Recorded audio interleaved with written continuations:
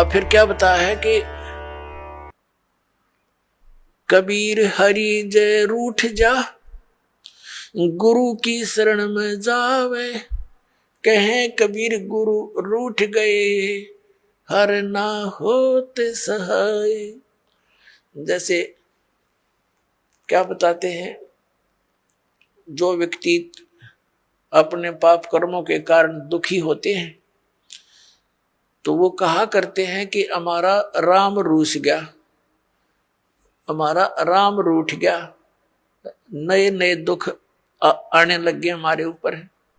और जो सुखी होते हैं उनको यूं कहा करते, इनका राम राज्य है, इनके ऊपर भगवान प्रसन्न है। और जो दुखी होते हैं वो कहते हैं हमारा राम रूठ गया। अब पुण्यात्मा, जब तक हमारे पुण्य चलते हैं तो हमें सब सुख सुविधाएं उपलब्ध होती हैं, तो ऐसे लगता है कि हमारा राम राज्य है, प्रसन्न है। और जिनके पुण्य खत्म हो गए, उनके पाप शुरू हो गए, तो उनका राम रूठ गया।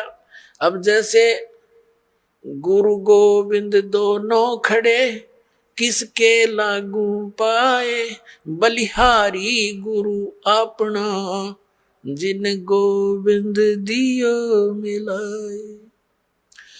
अब क्या बताते हैं, परमात्मा ने कितना एग्जाम्पल दिया हमारे को समझाने के लिए। कैसा उदाहरण दिया है कि जैसे आप कहीं खेतों में एकांत स्थान पर या कहीं पर मजदूरी कर रहे हो, कोई कार्य कर रहे हो, मटका भर ले गए पानी का घड़ा घट, और उस जब तक उसमें जल है तो नो प्रॉब्लम, प्यास लगी घट घट पिया, फिर काम लग गए। और जब वो घट यानी घड़े में पानी खत्म हो गया, जल खत्म हो गया, तो समस्या उत्पन्न हुई। तो फिर वो राम रूठ गया। जब तक उसमें जल था तो राम राज्य था, सुविधा सारी थी, प्रॉब्लम थी नहीं। अब वो जल खत्म हुआ तो राम रूठ गया। अब वो राम मिला कहाँ? हैंडपंप में। हैंडपंप में मिला वो जल, तो वहां गए, हैंडपंप के नीचे रखा मटका, करी उसकी पूजा सेवा और भर लाए, फिर सुखी हो गए। तो जिनके ऊपर अब पापों के दौर चल पड़े, उनके पुण्य समाप्त हो चुके, और सुख होगा पुण्य बढ़ने से, पुण्य प्राप्त होने से। तो यहां परमात्मा कहते हैं कि एक तरफ तो आपके पास एक घड़े में जल रखा है और एक तरफ हैंडपंप है। जल तो समझो परमात्मा है घड़े में, और हैंडपंप गुरु जी है।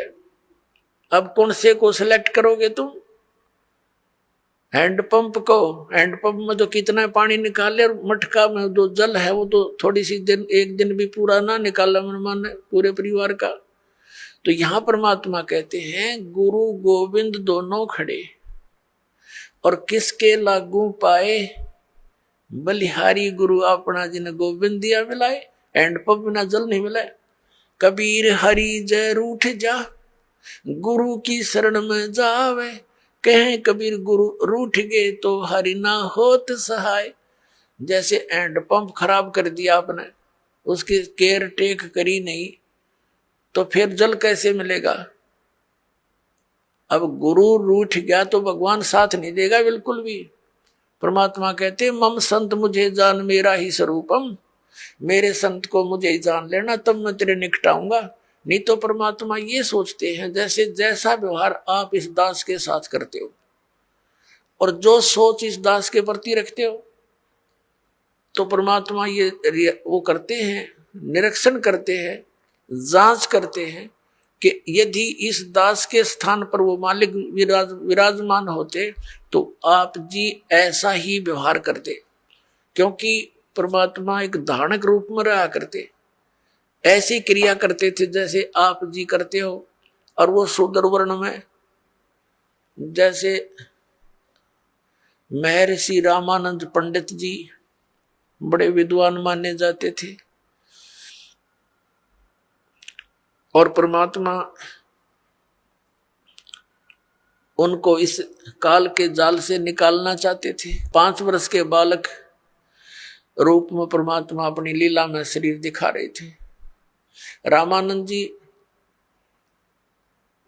का एक शिष्य था, उस शिष्य को परमात्मा ने एक प्रश्न किया था कि तुम विष्णु जी को सर्वेश्वर बताते हो, इनका तो जन्म मृत्यु होता है, पुराणों में ऐसा लिखा है। जिस बात से क्षुब्ध होकर के उस रामानंद जी के शिष्य ने परमेश्वर कबीर जी से कहा था, क्या तूने दीक्षा ले रखी है, तूने पुराणों का ज्ञान कहाँ से हुआ?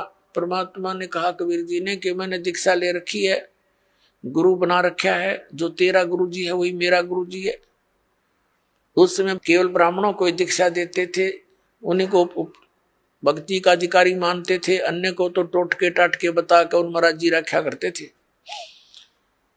और कथा सुना सुना कर उनसे चंदा अपना वो लेते थे दान।